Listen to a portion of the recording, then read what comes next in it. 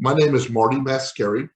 I am with the North Central Texas Area Agency on Aging. I'm a contractor. And we have received funding through Texas Health and Human Services to help fund these webinars. We've partnered with the James L. West Center, which has been an incredible partnership to put on these. And we welcome you all here today once again. Just so you know, I just posted the link in the chat for to download the slides for those of you that have just joined us. I'll keep reposting that several times. I think that once you log on, you're not going to see, the new people that log on won't see the old chat. I think the chat starts, that you see starts just when you log on. So I'll keep posting that as we go along. So you want to advance to the next slide, if you would? We'll talk about CEUs briefly. For those of you that are joining us for continuing education credits or that are looking for a certificate of attendance, we're offering, thank you to James L. West, we're offering 1.5 hours of CEU credits for those of you that participate in the complete live webinar. We don't do that off the recordings, and I'll talk about the recordings in just a second, but we do that just for those who, we have to have documentation, and Zoom gives us documentation of who's joined and how many minutes they've joined for. I will say that if you're joining us by telephone, if you'll please either email me at marty@ntads.net. I'll put that in the chat too in just a minute. If you'll email me your telephone number and then your name and your email address, that way I can link it up, because if it just shows us a telephone number, and so if you're looking for CUs, it's not going to tell us who that is. Everyone will be receiving a SurveyMonkey evaluation form. Those that are looking for CEUs or certificates of attendance, you must complete that. It will be up and available through the 16th of November. That will go out in a reminder email this afternoon after today's session. I'll send you a link to that. Once you completed that, once we get them all in, give us 2 to 3 weeks, 10 to 15 business days to get those out. It is very time consuming. And so sometimes, depending on what else we've got on our plate, it takes a little while to get those out. If you don't receive them by the 7th of December, feel free to email me, and we'll look into that and find out what the issue is. But please give us time to get those out to you. And now I will get the email out to you after this, and then you'll receive a recording, a link to a recording on YouTube in a second email that'll go out in several days. And you feel free to share that link of the recording with anybody that this might help. This is a really popular topic when we talk about dementia in the holidays, just because there's lots of challenges that come with that. And so please feel free to share that. I've had people ask me if they're allowed to share it. You can share it worldwide with anybody who that might help. We're here to help people, and that's our goal. And so feel free to share that information. Okay, I'd like to introduce Hollie, and Hollie Glover's with the James L. West Center in Fort Worth, and she's going to be our presenter today. All right, thanks, Marty. So this is absolutely one of my favorite programs to do. Been doing this program for about 7 years. Started it as just families always this time of year start talking about, I have no idea what to get my loved one. Should I take them home if they're placed? Should we have people at the house? Do we continue with our traditions? Lots of questions. And so I put together just a little 30-minute program about 7 years ago, and it's turned into this. Like I was saying earlier, for those of you that were on, if we were in person, this has turned into where I would have tables of items in front of us, because we're going to start with gift ideas. And I like to start with that because it's really fun to kind of look at and go through some really good gift ideas for people who have dementia, and then for caregivers of those with dementia. We'll start with that, and then we'll move through. Let me look at the objectives here. Some ways to include our loved ones who have dementia during holiday celebrations, how to communicate and how to talk to people who may be coming to visit that aren't normally around, because we've got to talk with them and prepare them for visiting with our loved ones. How to recognize our own caregiver stress and burnout during the holidays and anytime, and then some techniques to take the stress out of the holiday season. We will be giving CEUs, like Marty said, for social workers, LPCs, and nursing. And we'll go over that again at the end of the program. And Marty will continue to post the slides. He'll do it again at the end, and you'll get a recording of this. And we do encourage you to share it. And I just want to start by going over just a review of communication.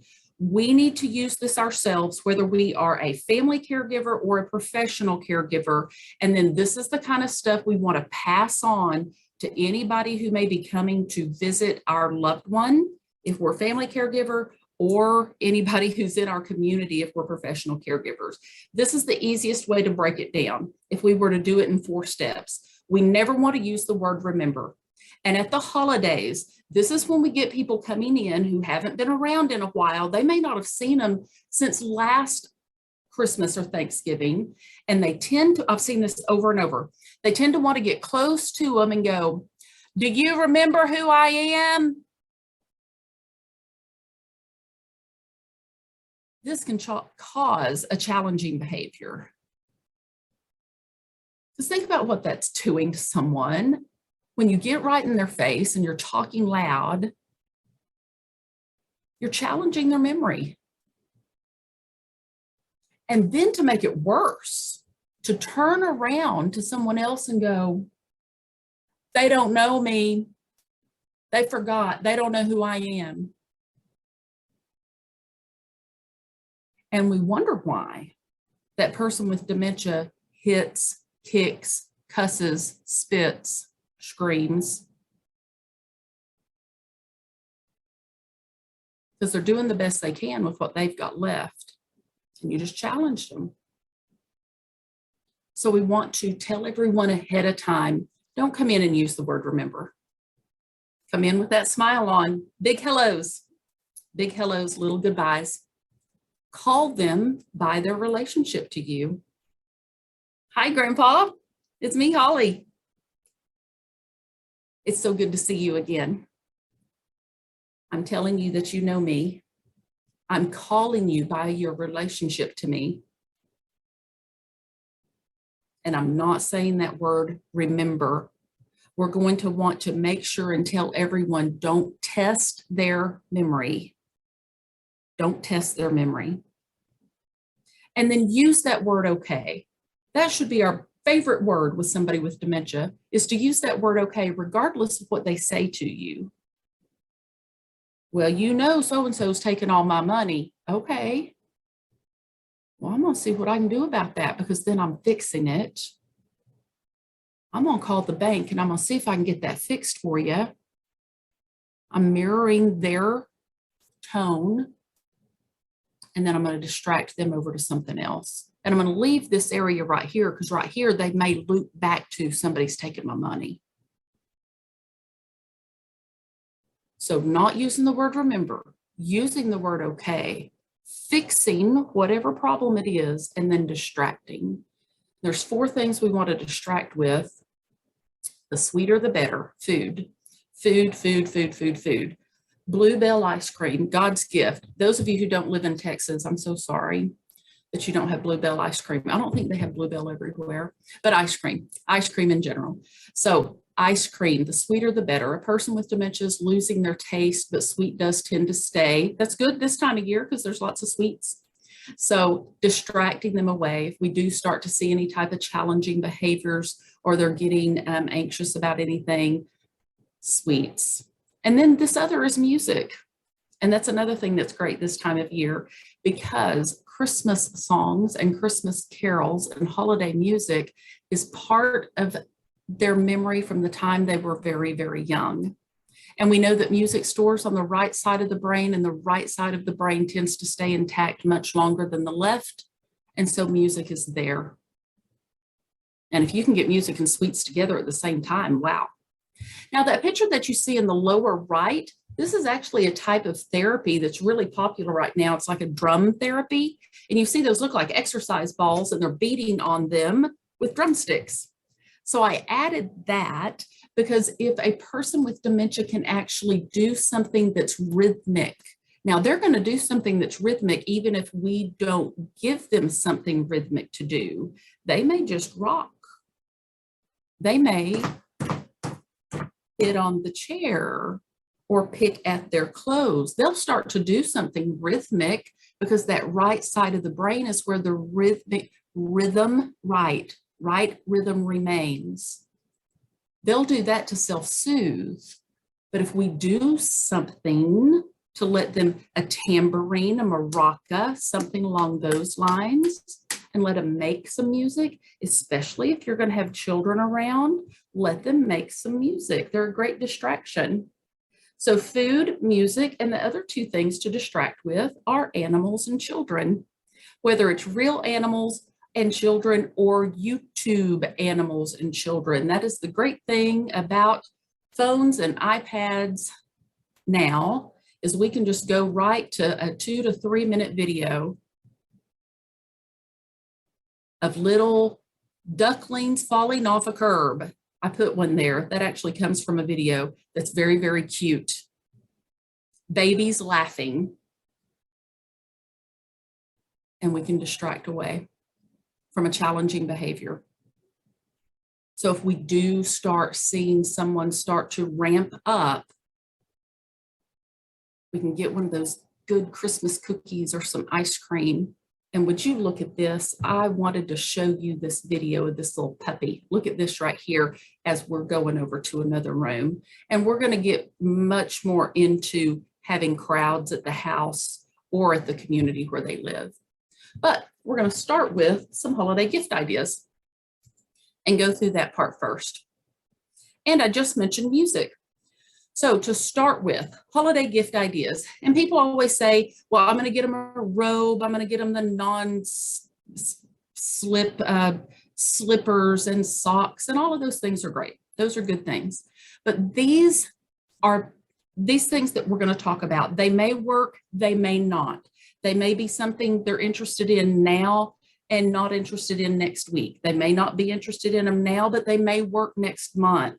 But I've seen all of these work at one time or another. That's where I've built this list from, is because I've seen them in communities. Excuse me. So first of all, music. Their songs from their past.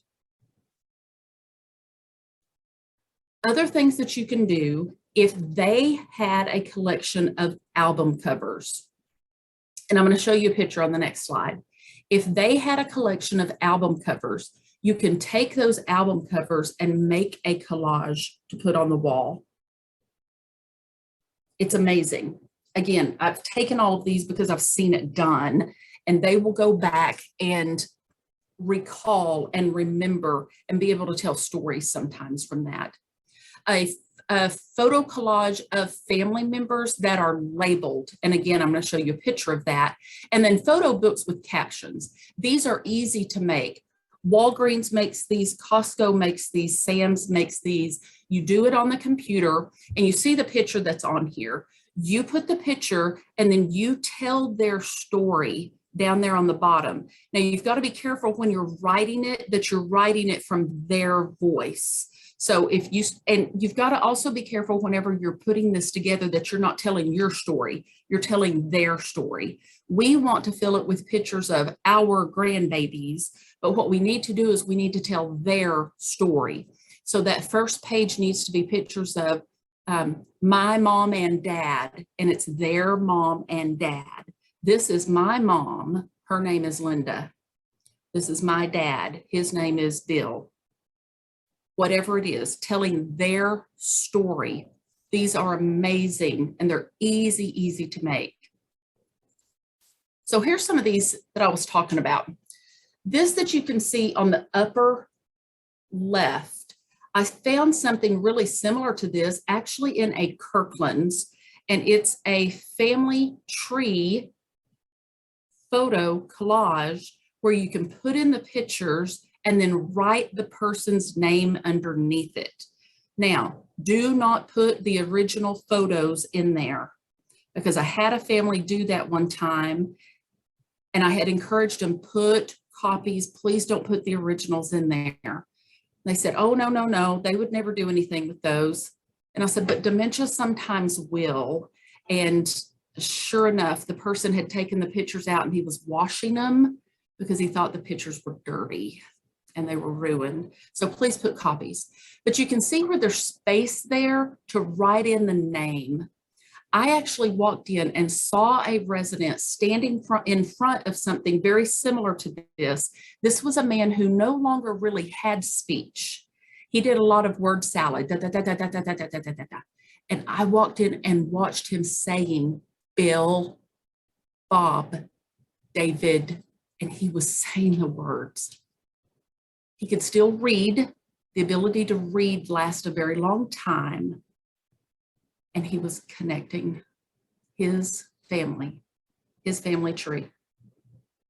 Now, on that other side is another collage where you could do vacation pictures, but something from the past, go back, something from the past.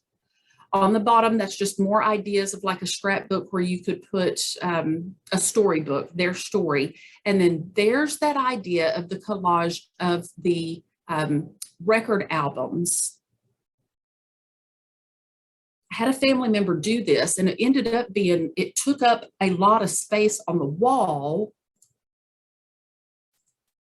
but her parent loved it because she's still connected to every one of those record albums and could tell stories about it. And it was great use of the records too. Some more ideas. Materials to sort. So bags or jars, not glass jars, please get like Tupperware or plastic jars of things to sort. Buttons, keys, coins, nuts, bolts, or an old toolbox, especially if it's their old toolbox. It doesn't have to be something brand new to be for Christmas, or their sewing kit. And just make sure that there's things in there that are safe. It's something for them to do.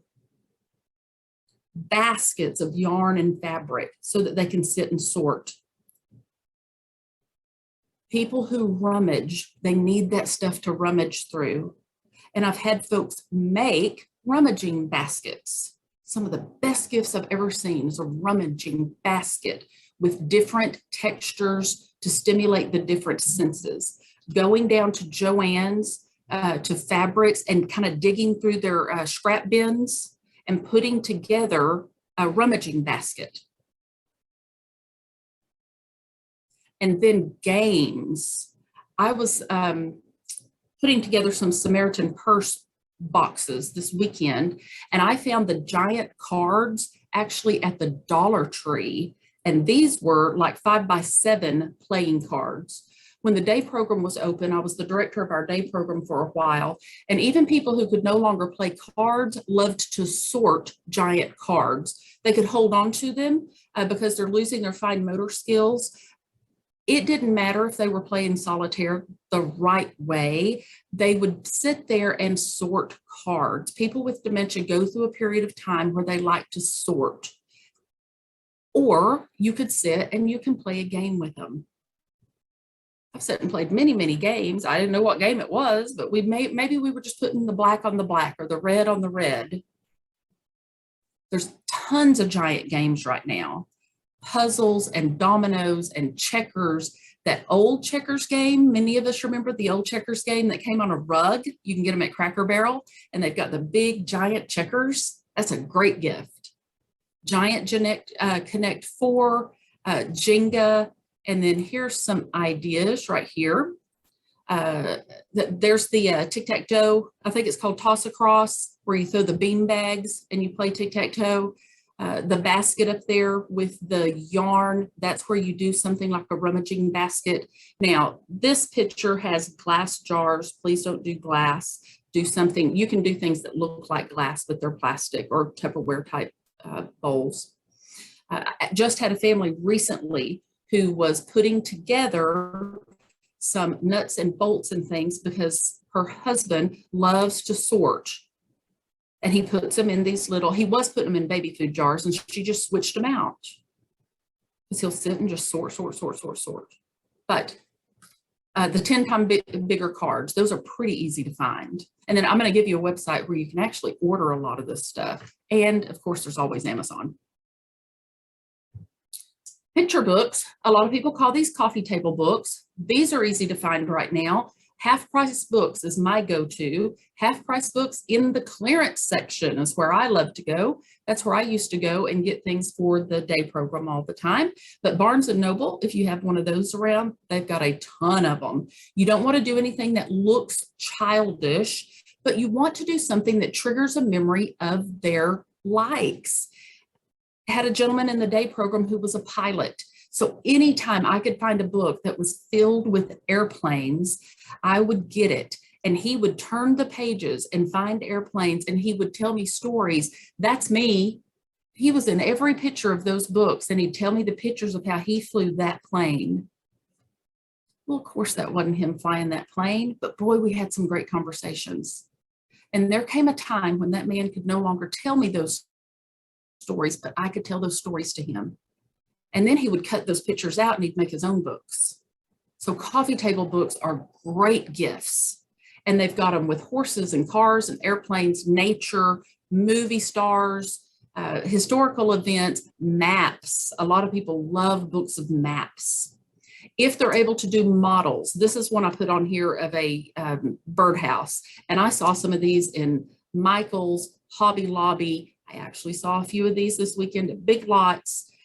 Being able to make gifts for others, putting together some ornaments, the tie blankets. We used to do tie blankets in the day program also, because people earlier in the disease may still be able to do the tie blankets, put together some fruit baskets, and I've got some pictures of those. So there's one of the tie blankets up there in the upper right, where you just go around and you tie those, you make the cuts on the side, you tie the two ends together. They're real easy to make as long as they can still tie.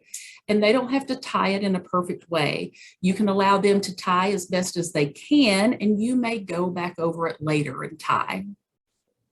And then the coffee table books. There's some there that I've got, the one on Tampa, the one on engines, aviation. You can find them on everything. And then those little snowman ornaments. There's tons of ornaments that you can find and make together. Other good gift ideas, noise canceling headphones. I have had people say, especially when their loved one still lives at home, that this has been God's gift to them and to their loved one if they'll keep headphones on. And it is headphones that they can wear. Many times they're Bluetooth, where the TV goes straight to the headphones and then it cancels out everything else that's around. So noise canceling headphones. And then sensory stimulation pads, pillows, blankets, etc.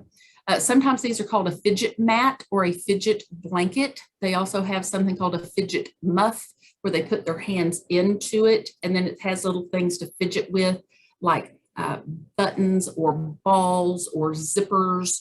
The one that you see there on the right, that's like a fidget blanket. A nostalgic picture set, and that's what that is that you see there on the bottom. It's all different types of cards.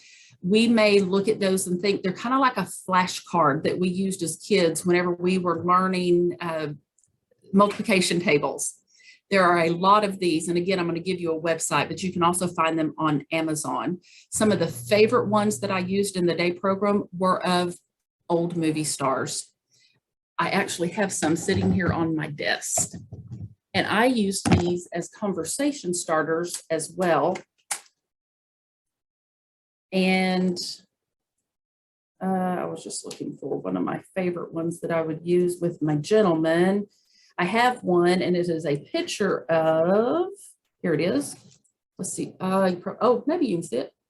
It's a white wall tire. I don't know if you know, it's not going to show up very well. It's a picture of a white wall tire. And of course, I would go in and act like I didn't know what it was. I'd say, what in the world is wrong with this tire? And they'd say, well, that's a white wall tire. And I'd say, tell me about that. And you would have never guessed if you'd have come in there in the afternoon, those men sitting around drinking coffee, talking about white wall tires in their cars, that anybody had dementia. We were just talking about cars. So they're called nostalgic picture sets. And they're 5x7 usually.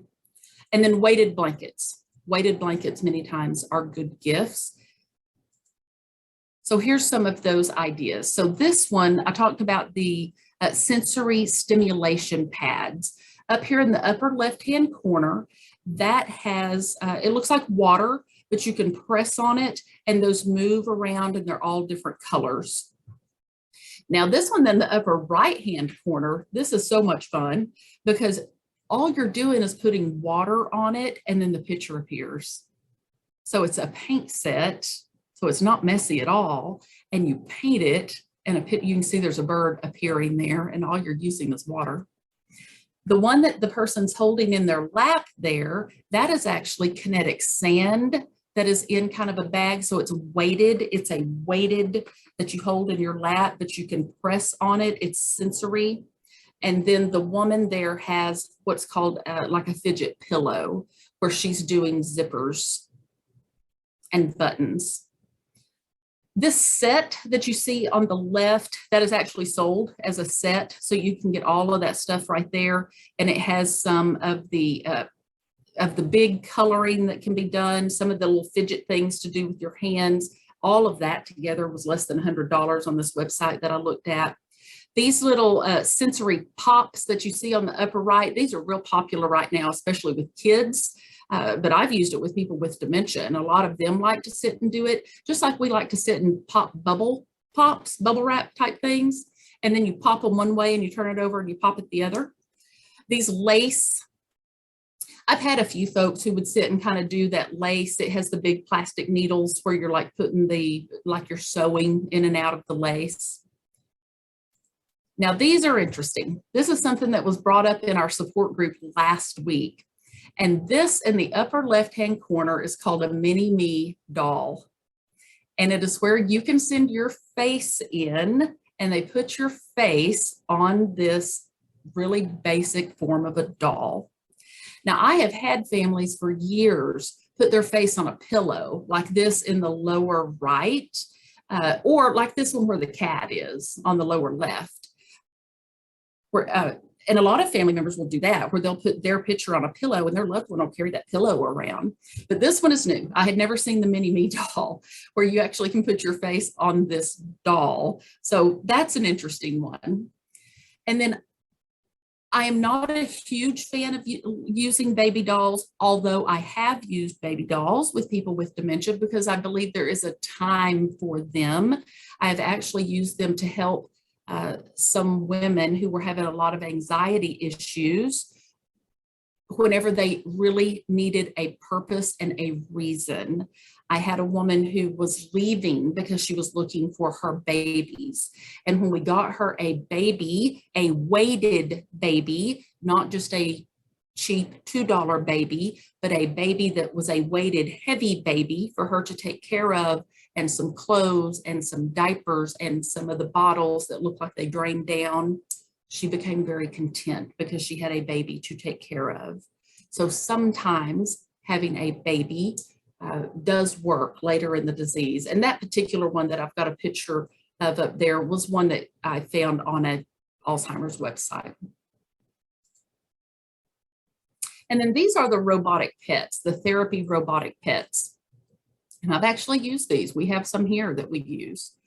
And there's dogs and cats that I have seen, and they purr, they bark, they breathe.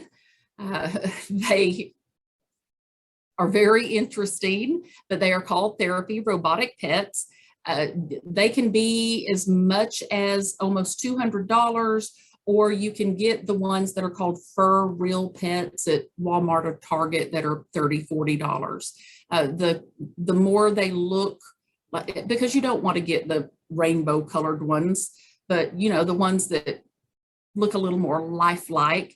I have some residents who will like set them up on their chest, especially the cats, because they will purr, and just sit and pet these cats. It's an idea. Quilts made out of familiar materials. So lots of times families will go, they had all these clothes, they had these t-shirts, have a quilt made for them out of all their favorite t-shirts that they had. Now, this also is something that a lot of families will do with their loved ones' clothes after they pass away or after they place them. They'll go, I don't want to get rid of these particular items of clothing, and so they'll have quilts made out of them. Puzzles are coloring sheets of themselves. And what this is you can take like favorite photos of them and have them turned into coloring sheets or puzzles.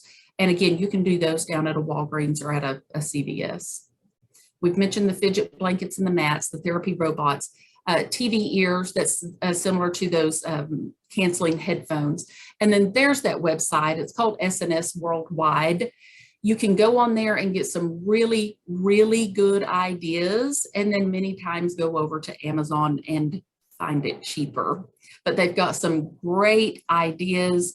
A lot of these are things that you can use for people who have dementia, and they've got a section to use with children who have autism or adults with Down syndrome, different things like that. But it's adaptive things to use with adults with special needs, sometimes that actually work real well with people with dementia.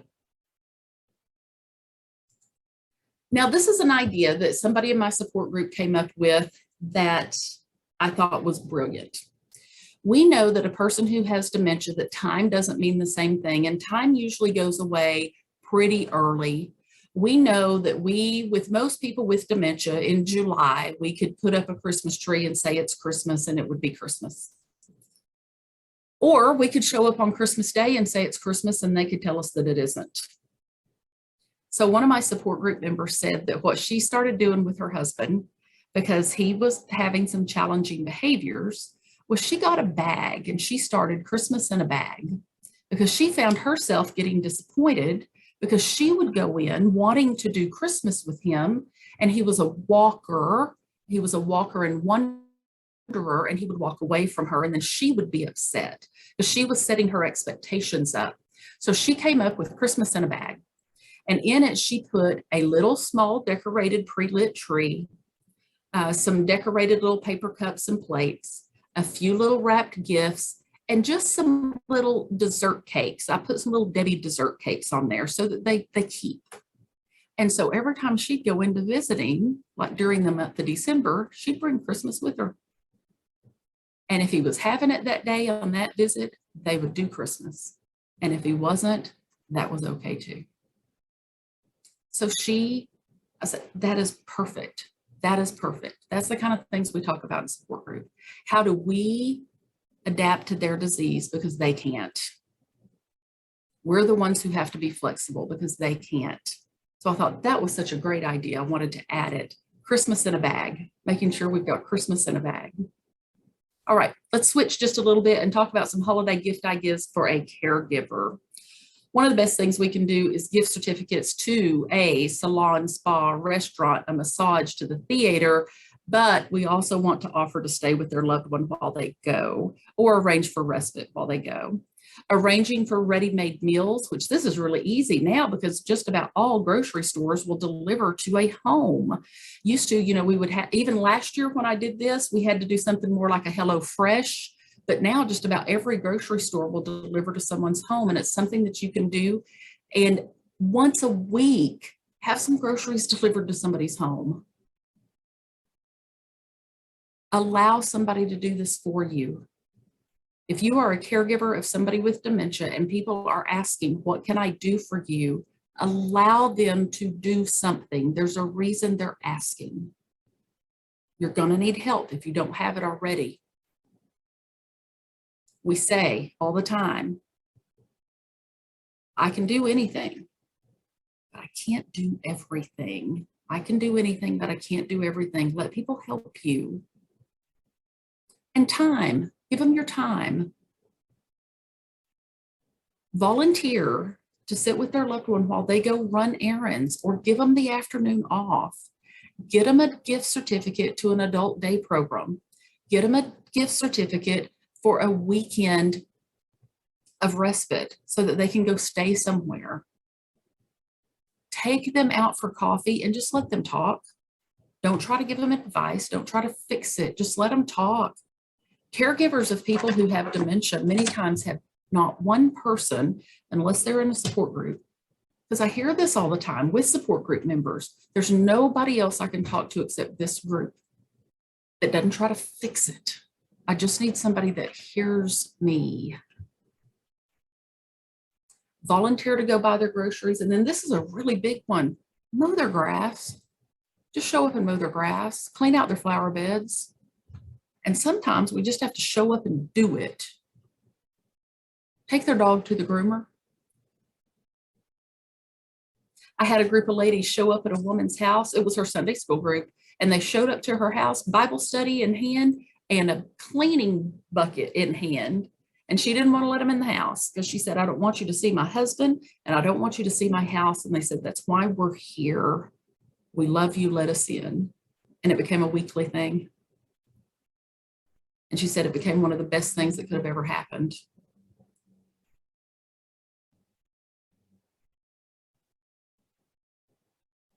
Get creative.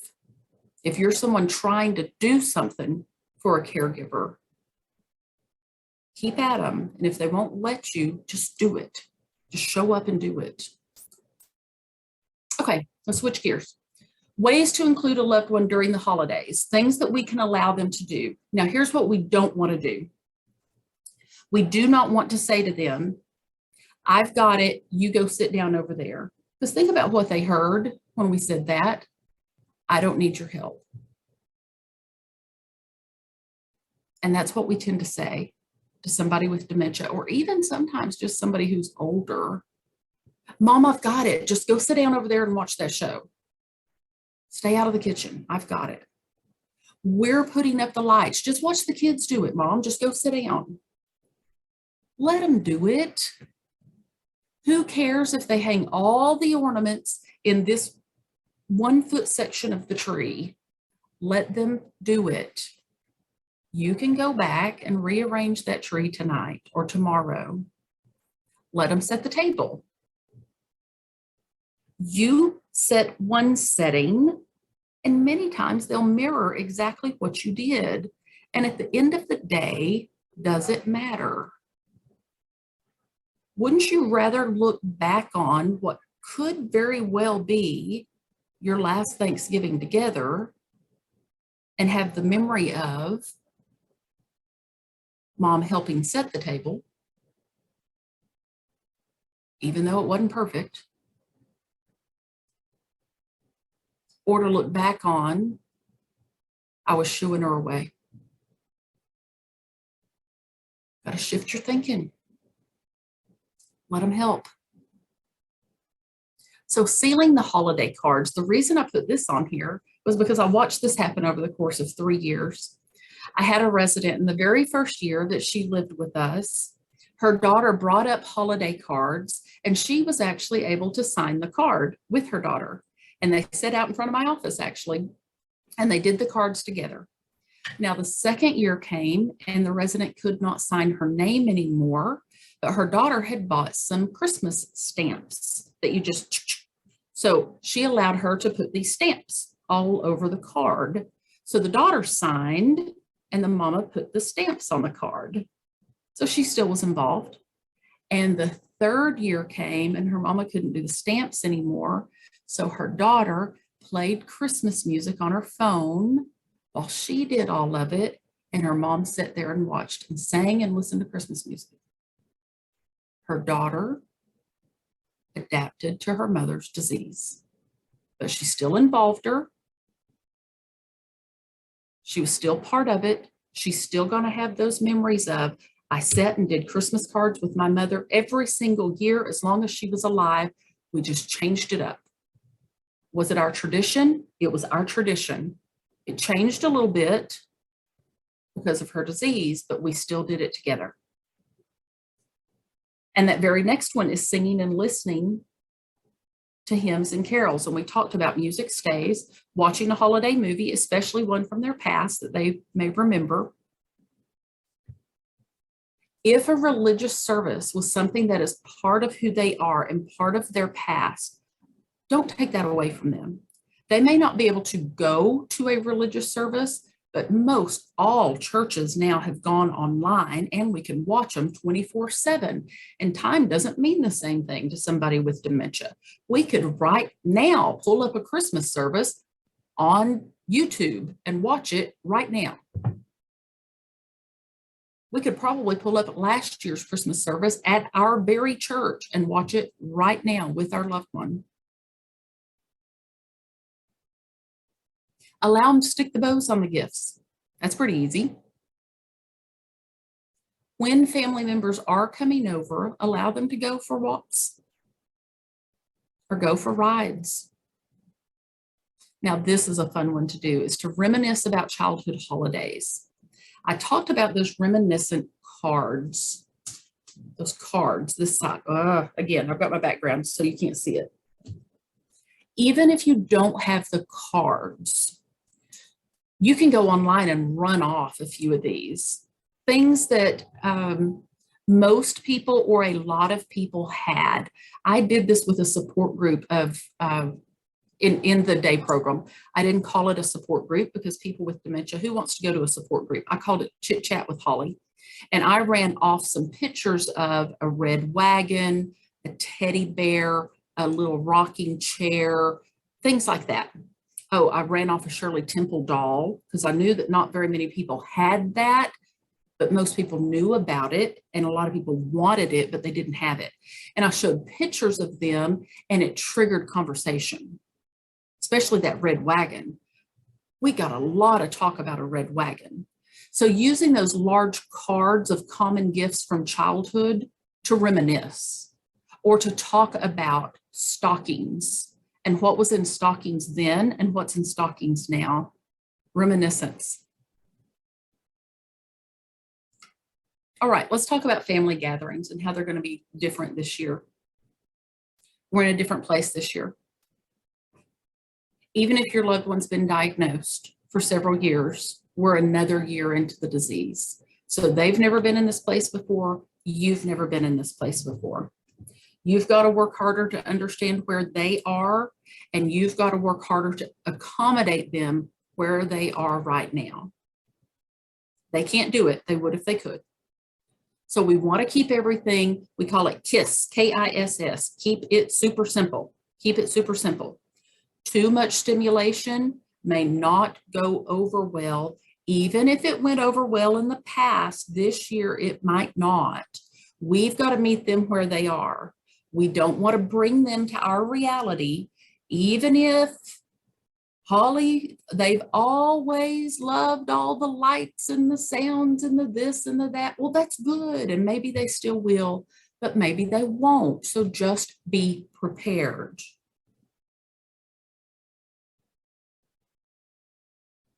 Just keep it in the back of your mind.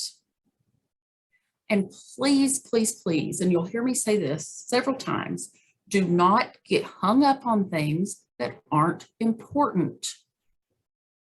Been doing this a long time, and I've just watched families get hung up on things like, we're going to do holiday pictures here at the community. And the daughter sends up a beautiful Christmas sweater and expects mom to be in that sweater when she gets here for the photos. Mom did not want to put on the beautiful Christmas sweater. Mom wanted to wear the yellow sweater with a stain on it that wasn't even hers. It isn't pretty, it isn't hers, and it has a stain on it, and she wears it all the time because it's what she's comfortable in. And the daughter is so mad because we do not have her in the Christmas sweater and ready for the photos. Now, those of you who've been on the programs before know we've talked about that a person with dementia, their amygdala stays intact and they can read our tone, our gestures, and our body language even after they have a flat affect. And the daughter was yelling at me and yelling at the staff and getting so upset that everybody's getting upset. And I had to pull her aside and say, I hate to say this to you, but what if this is your last Christmas picture with your mother? Would you rather have it in the yellow sweater with the stain on it and her happy? Or would you rather us fight with her over even getting her? She'd not even stop to think about that. So, but my mom always loved Christmas. She always loved having a new Christmas sweater. Let's just take the picture. We'll put something in front of her. We'll have her hold something. We'll do. Don't make it about the Christmas sweater. Connections. Connections. We've got to concentrate on the connections.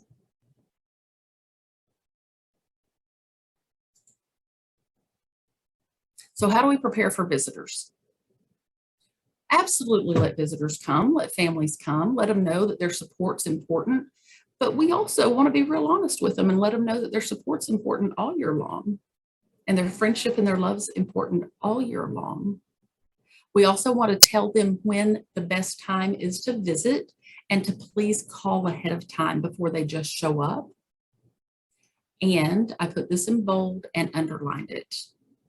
Let them know what to expect. Tell them directly and tell them clearly how your loved one has changed emotionally, mentally, and physically. Because there may be some changes, like incontinence, that could upset visitors if they haven't seen them in a year. Now, this is also something where if you're still at home with your loved one, that it's maybe been subtle, or you're the one who's living with it every day, that you're going, wow, I hadn't even stopped to think about how they've changed so much in the past year. But be very honest with people. And then keep in mind that there are folks that may be afraid to be left alone with your loved one because they don't know what to do and say with dementia. That is why people walk away. I hear all the time, I hadn't heard from my church family. I hadn't heard from anybody because they don't know what to do or say. They're nervous. If you haven't been around dementia, you don't understand it, and most people don't. So if people do come, stay close by so that they can follow your lead, they can ask questions. But before the visit, give them ideas about things that work. Give them ideas about, here's what we're going to do, or if you see this start to happen. But encourage them to call you if they've got questions or to email you. Keep in mind, keep it super simple. Don't allow yourself or your loved ones to eat or drink too much. Just be careful and balance all of that out. Make sure you're both still getting plenty of rest during this time, and that you are respecting your loved one and that other people are continuing to respect your loved one. Now, we do want to try to celebrate in our loved one's most familiar setting. Traveling can cause anxiety, and we are going to talk about traveling and some of the best ways to travel if you absolutely have to, but we're going to have our best luck if we celebrate in their most familiar setting. We also don't want to overwhelm them, so we want to take turns with family members spending time with them. So instead of everybody all at once going into the same room with them, it's really best to take turns. So if our loved one is at home and they've got their chair in their room, let's say they spend a lot of time in the living room and they've got an area that's kind of their area, that's not where we want the entire family. We want to just send in a person or two in to visit at a time. Everybody else needs to stay in the dining room or on the patio or in another room. Don't move the person with dementia to a different area. The family's going to now accommodate. Don't make the person with dementia accommodate. The family needs to accommodate.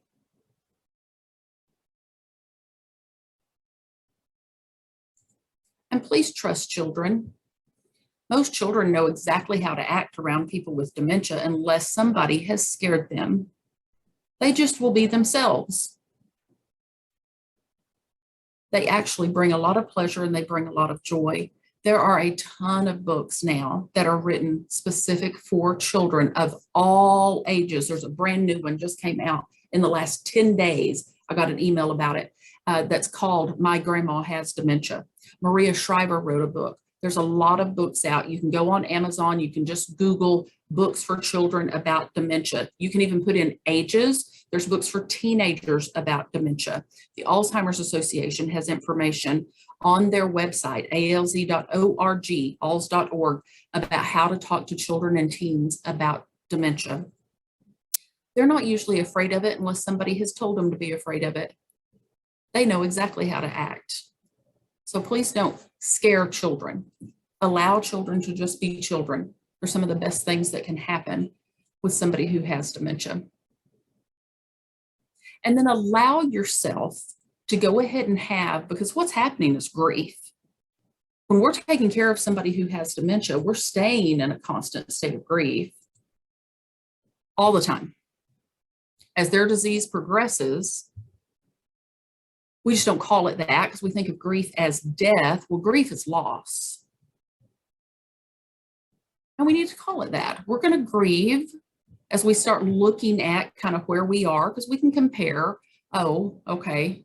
Now we don't want to focus on, oh, wow, last year they and this year they, but we do need to acknowledge it and give yourself time to do that and then take care of your own needs. You're going to have thoughts of those what ifs. That's anxiety creeping in. What if this is the last one? And you're going to have those thoughts, those memories of yesterday, especially if maybe dad's always been the one to read the night before Christmas, and now someone else has to read it to him. Now that was going to happen whether we had dementia or not. We've got to replace the thought. But we've got to allow ourselves to acknowledge it. Just don't camp there. Give yourself time and allow people to help you. Now, we always, always, always want to have a plan B because sometimes things just don't go as planned.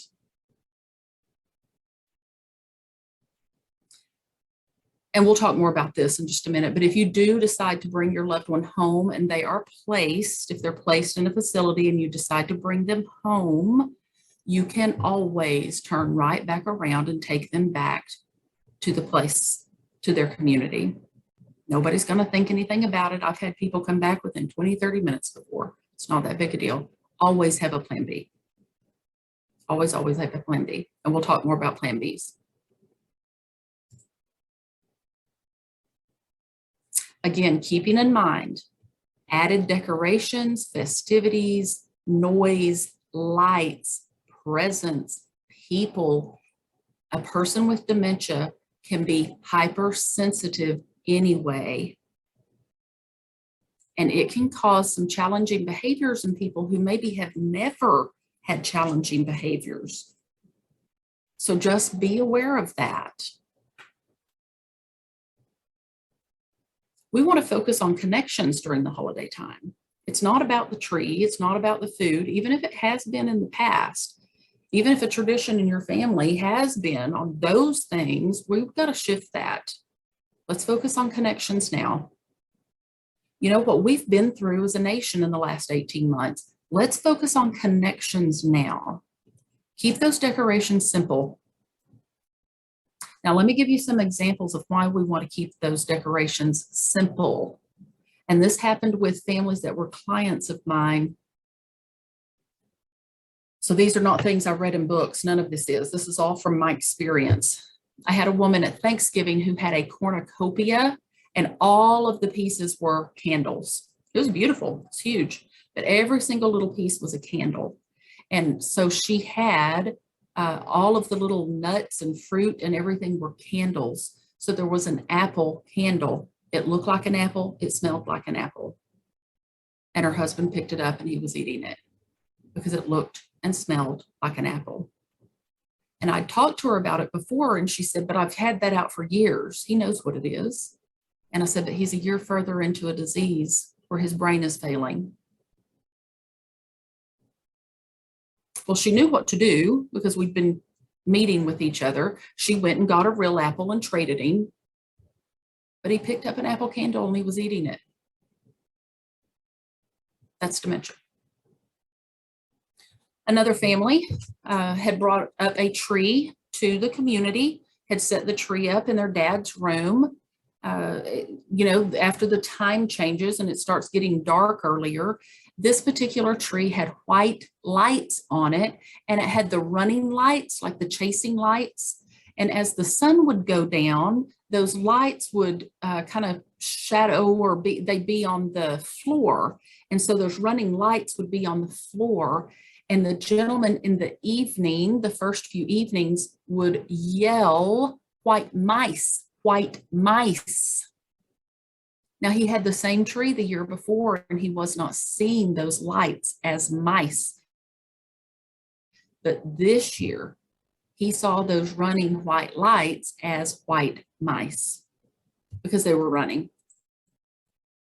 So if you do a tree, it's really suggested that you just have a plain light that doesn't flash or move or run for that very reason. Because we never know. What worked last year may not work this year. And also, if your loved one is placed and you decide to go out of town, allow yourself time to do that. This is really hard to do. And this is where you have to give yourself permission to do that. Understanding that you trust other people to take care of your loved one. Understanding that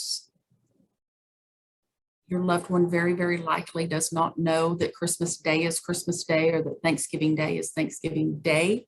This is hard to do. This is a really, really hard thing to do. If your loved one is placed and you're going to be having a holiday in the community, again, you want to make sure that visitors know what to expect and what has changed about your loved one since they've seen them last. Remind them again to never use the word remember. That's going to be the main thing as visitors are coming, to tell them, do not test their memory. We don't ever want to test their memory. That was in that very first slide that we looked at. And again, you're going to be getting all of these slides, and that was the first one we looked at. Don't be afraid to cut visits short. You may come up with your Christmas in a bag that we talked about earlier, and off they go. Give yourself permission to turn around and walk away and go, we're going to try this again later. That's hard. But sometimes they're just not having it. And boy, is that something whenever I've had families come by my office and go, they're not having it today. I was ready. We thought we were going to do it today, but they're not having it today. And then being realistic about traditions. They may no longer work with our loved one that has dementia. They may be at a time in their disease that they don't have that tradition anymore. So you hold on to them with the rest of the family and you adapt them with your loved one, or you don't have it with them anymore. Other things about coming up to a community if your loved one is placed. Now think about this. I know here where we are, we like to think of their room as their bedroom. We don't call it their apartment. It's their bedroom. We have living room. We have a dining room. We have a kitchen. We have a patio area or a terrace. And when we go to visit someone at their normal, regular home, we don't all go into their bedroom. We go to the living room, or we go outside to the patio, or we go to the garden. So I encourage you to take advantage of different areas of your loved one's community or facility or wherever it is that they are. Don't just stay in one room. Get outdoors if you can, depending on where you are. Go to a common area. If you're in their home, move around as normally as you would. You're in their home. Enjoy the entire area. Also, if your loved one is placed, make sure you get a calendar. You should be getting a calendar of their events anyway, and plan your visit around the community's holiday events. That way, you're coming to your loved one's comfort zone. That's where they're comfortable. So you come for the community events. Then you're not trying to figure out what to say or what to do. You're just showing up for the events that are already planned.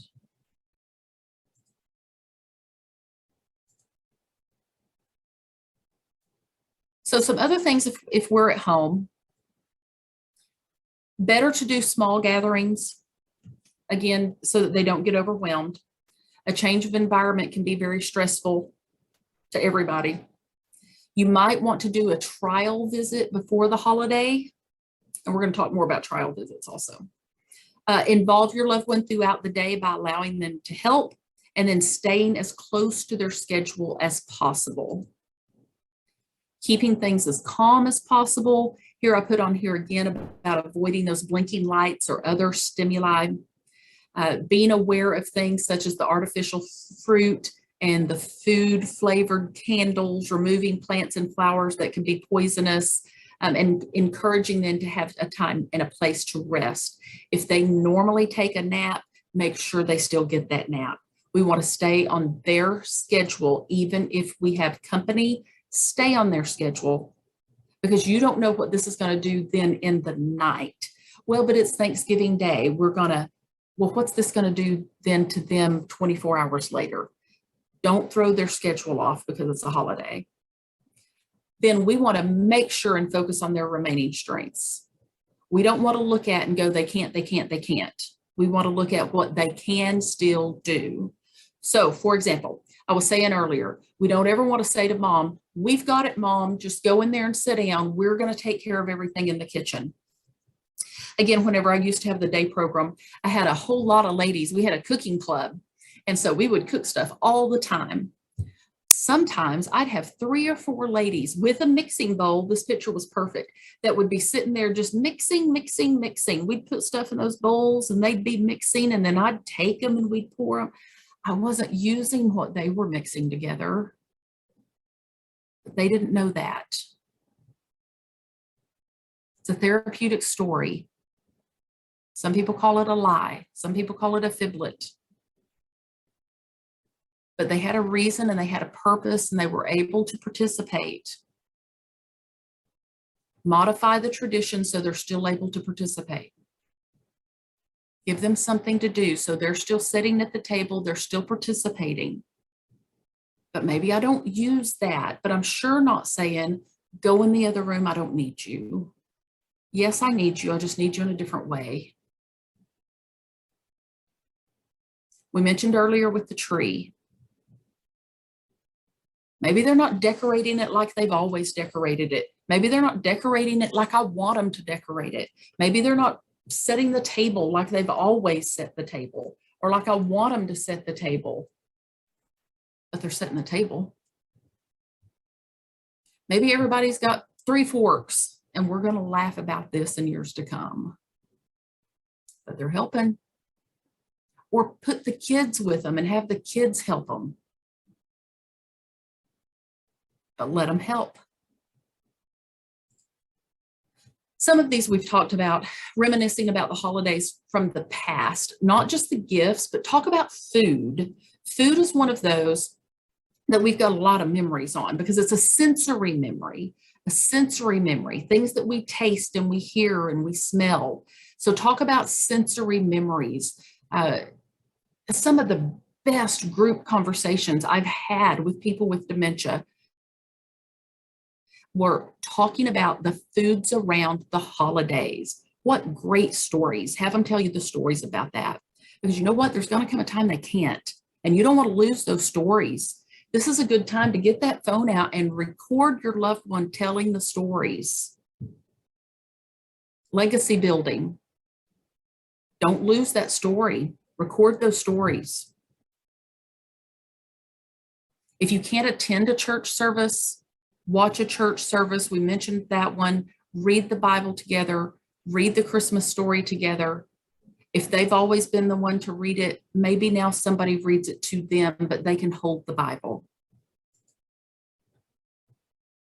All right, let's talk about traveling. I've already had a call about this. As a matter of fact, the end of last week, I had on Friday, somebody called about traveling. So let's talk about traveling real quick. Got to be realistic about traveling and what they can and cannot handle. Traveling is one of those things you've got to be really, really careful about. You want to, it's usually better to have that third person with you to help you. You also want to clear it with the doctor if it is okay for them to travel. It is usually wise to do a staycation first, to try this out, if you will, before you go on an out-of-town trip. Book an overnight hotel room right here in town or right out of town to see if it's going to work. And that way you can just come right back home if it doesn't. And then schedule a lot of breaks. Get out and drive around, because if you can't drive around going from here to just an hour away, what makes you think that you can take a 6-hour road trip? So kind of do a practice staycation. Now, if you're planning a driving trip, plan on stopping a lot. Make sure you've got their medications, their favorite items, and change of clothing very close. Make sure you've got plenty to drink and plenty to eat in a cooler. And then if possible, you're going to want them to sit in the middle, in the back seat with somebody else. That way you can keep your eyes on them. You're going to also want to make sure and turn on the child safety locks. If you're going to try to fly, there's a whole lot to think about.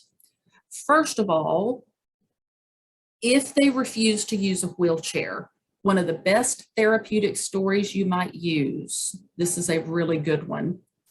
These wheelchair attendants are in training and they need volunteers to practice on. So why don't we volunteer so these guys can get their hours in and let them push you around? That's a good story. So how long can your loved one actually sit still? How are they going to react to turbulence in the air? How are they going to do with a crowd like you see here in this picture? And you know how it is at the holidays. Think of the size of a bathroom on an airplane. If you are going to go on a plane, it's best to get the aisle in the middle seat. Try to fly mid-morning. Ask for the low peak flights. Ask for a day access to the airline lounges. When you make your reservation, contact the TSA and tell them you're flying with someone with dementia. And many times they will give you day access to the airline lounges so that you can go in there while you're waiting on your flight. And then arrange in advance for wheelchair access. Now, another option is a train. If you're going somewhere where you can take a train, many times there are pretty views because they have big windows and you can get up and move around. However, they have a lot of sounds and they rock. They tend to move. Again, you can contact TSA. If you're going to take a trip, and this is actually recommended for everybody, that you have a Medic Alert Safe Return bracelet or something like this one. I put the website for this one on here. This is one that's through the Alzheimer's Association. Make sure that they have a bracelet. Be prepared for confusion. You're going to want to make sure that at night you've got some quieter activities. Don't keep them up and going all day and into the night, and so that they're getting plenty of rest. But be prepared for wandering. Make sure you take a picture of them every single day, a full body picture, so that you see what they have on, just in case, God forbid, they go missing. And then let the hotel know that your loved one has dementia, because typically most hotels have cameras that they can watch and that they're seeing in case they see your loved one out roaming around. And again, these bracelets, whenever you go to that website, there's all different types that you can get, and many of them do have a GPS in them. All right, let's start looking at the stress in the holidays. You don't have to make everything from scratch, even if you always have. This is one of those that is so, if you will give yourself permission and empower yourself to say, no, I am not going to make every single dish for Thanksgiving this year, even though I always have. We are going to provide the meat and everybody else needs to bring the sides. And that's okay. Or we're going to buy Thanksgiving dinner this year. All of the grocery stores here do Thanksgiving dinner. Many of the restaurants here do Thanksgiving dinner, and you pick it up. Just focus on one or two. You don't have to say yes to everything. There are no have-to events, but we've got to get that in our mind. We've got to set these realistic goals. And once we have a person who has dementia, we have got to shift our focus. We know that. We've got to continue to use our self-talk, all of our coping skills, that toolbox that we've got to continue to use that through the holidays. We can't put that in the back and go, I'll get back to that after the first of the year. Connections. I've said that. That's what's important. Nothing about this has to be perfect. We want to make connections. Our families change and grow over the years, and our traditions and rituals change and grow, even without dementia. Our traditions and our rituals change and grow because our families change and grow.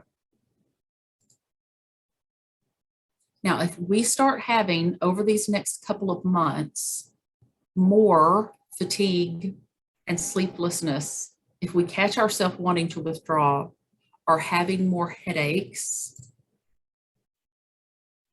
or having more, you may already be having these, but if you're having more of the muscle tension, anxiety. Now, anxiety is when we're focused on the future.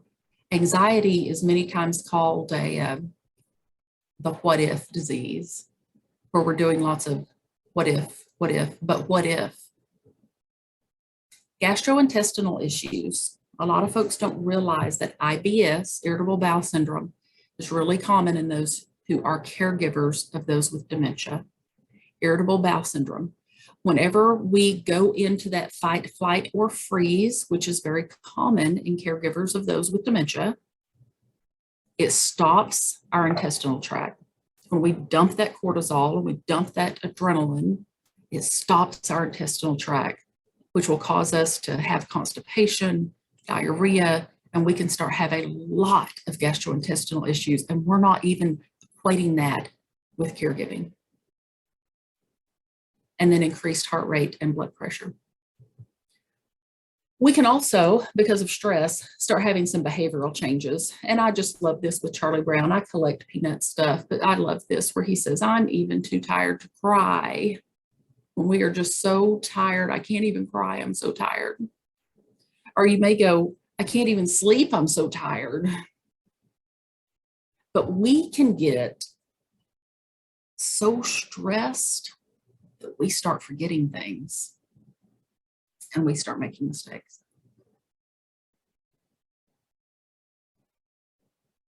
And we start having changes in our own eating patterns, sleeping, exercise habits. We're in a bad mood. We're snapping at people. And through the holidays, I put this in quotes there, we can get into that feelings of urgency or constant pressure to be in go mode. I have to be on all the time. We do that to ourselves. We do not have to be on all the time because there are things that we can say no to. We just have to say it. And if we find ourselves, this is very common. I hear this, support groups. I'm just not going to do the holidays this year. Decrease in satisfaction with the holiday season and task at hand. I'm just not going to do them this year.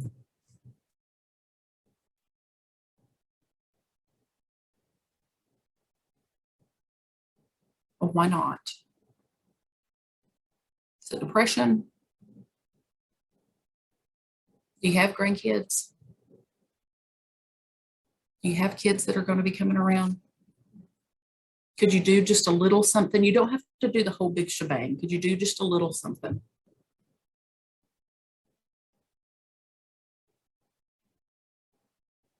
Find something to do. And then if you find yourself, instead of having that glass of wine after dinner, finishing the bottle, that's a sign we're taking on too much.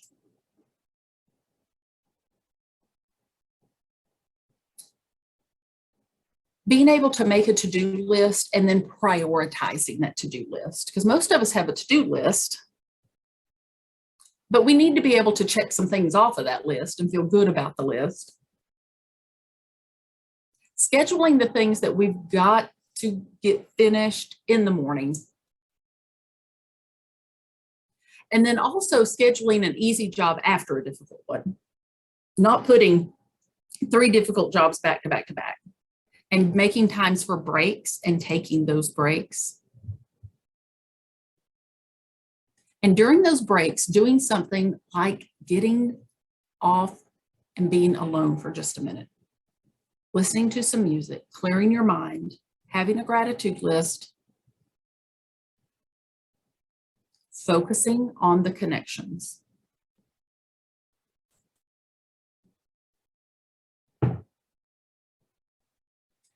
Not getting caught up maybe in some things from the past.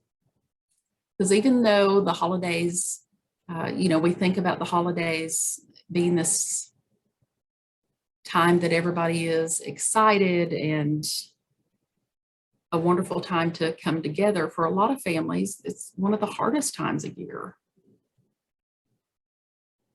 And we can't expect that extreme achievement from ourselves.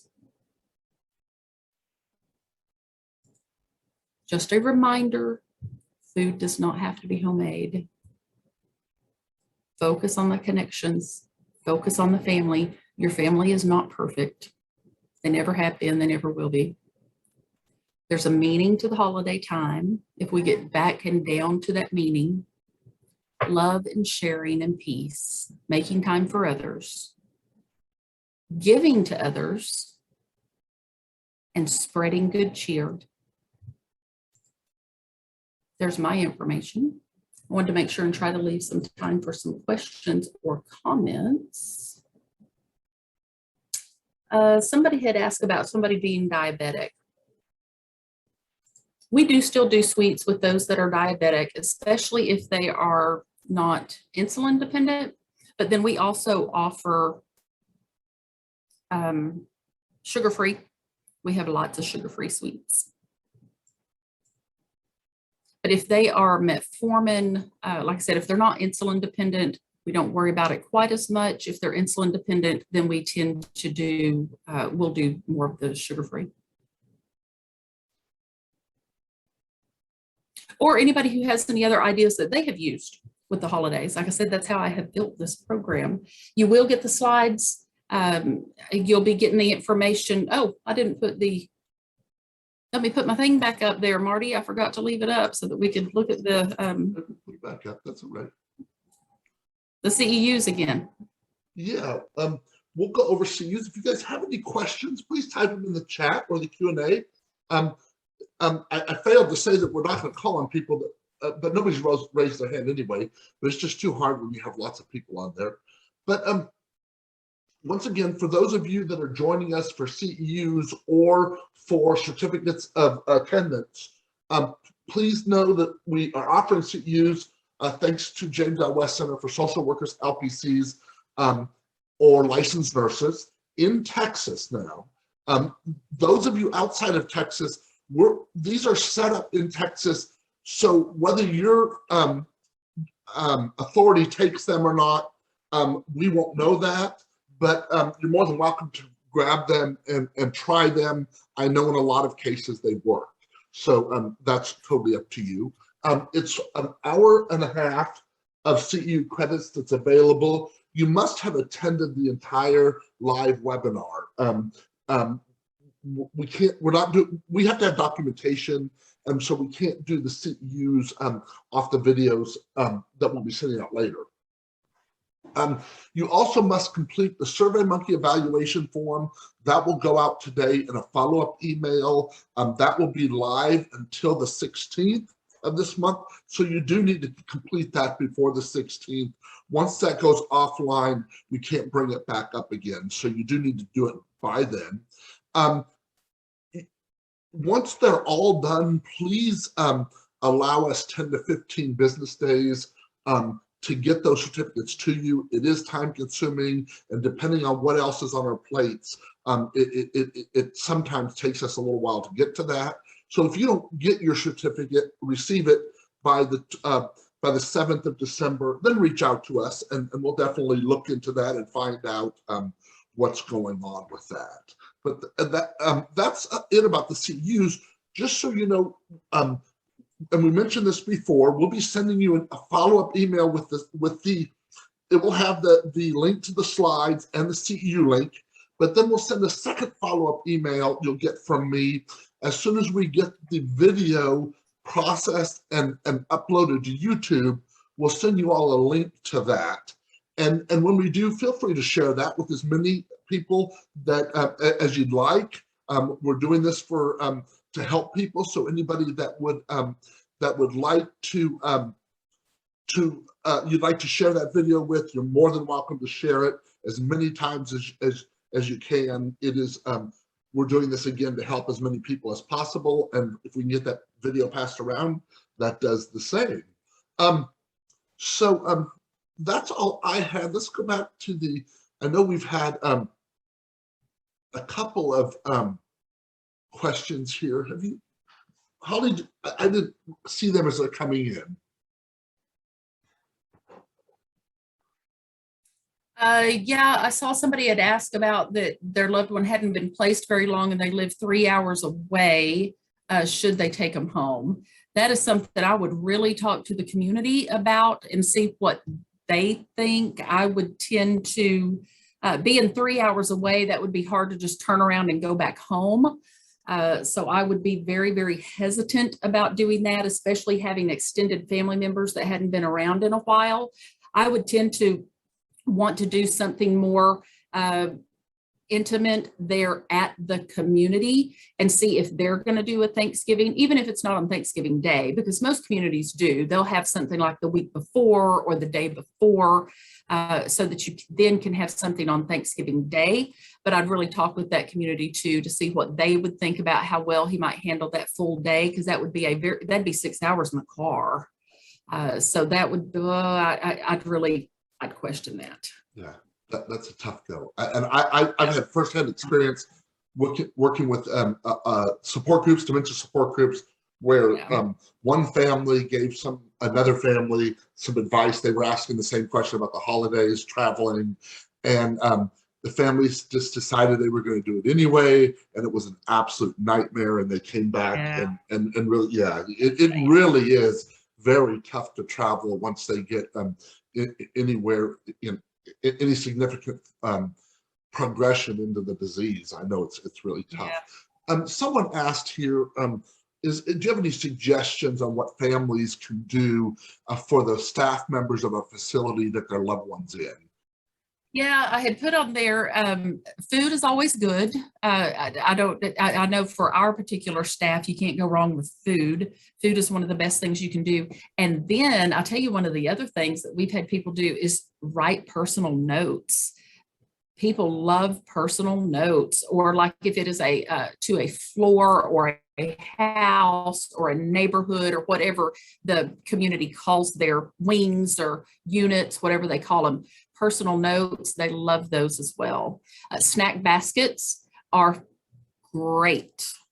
Anytime I go up with snack baskets we call ours houses. We have 5 houses.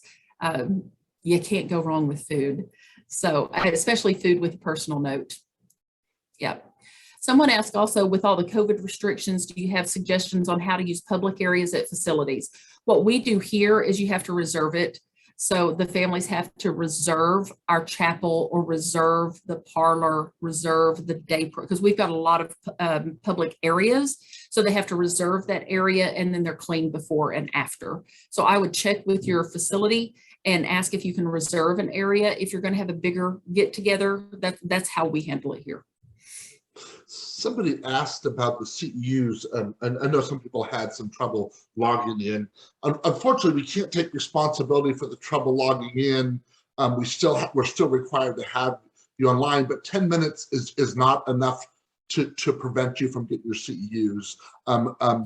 We look at the vast majority of that you've seen the vast majority of it. Usually, we go about 15 minutes and then we cut it off. If you've missed more than 15 minutes of an hour and a half session, then that's usually where our cutoff is, because we've had some people log in and log out, but get knocked off and have to log back in. Is that consistent with you guys, Hollie? Yep. Somebody had mentioned this does say AM on there, so no, we are not going to speak for 13 hours, although we probably could.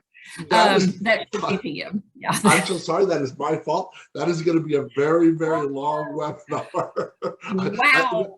We may set a record. I know what I did. My mind, I wasn't sure if she meant 3 o'clock or 3:30, and I sent an email off to ask her and never finished it. I'm sorry, my fault. I'll fix it before I send the flyer out. Sorry about that. Not a problem.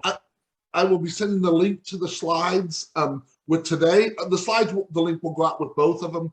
The recording link on YouTube will go out in about a week. Usually it takes, and we'll get that out to you all. Do you have anything else, Hollie? Nope, I think that's it. Thanks, everybody. If y'all have any questions, once you get the slides, you've got my information on there, or if you've done anything different or have any other ideas for me to add to it. Like I said, this has grown from a 30-minute to a 90-minute, and I am forever adding to it. I added stuff to it yesterday. So I appreciate all of that. Thank you. Thank you all. We appreciate you all joining us. Hope you all have a great Thanksgiving and a successful Thanksgiving with family members. That's what it's really all about. Like Hollie said, creating memories, the best way you can without nightmares. That's very helpful. Thank you, Hollie. Once again, great stuff. Thank you. See y'all later. Y'all have a great day.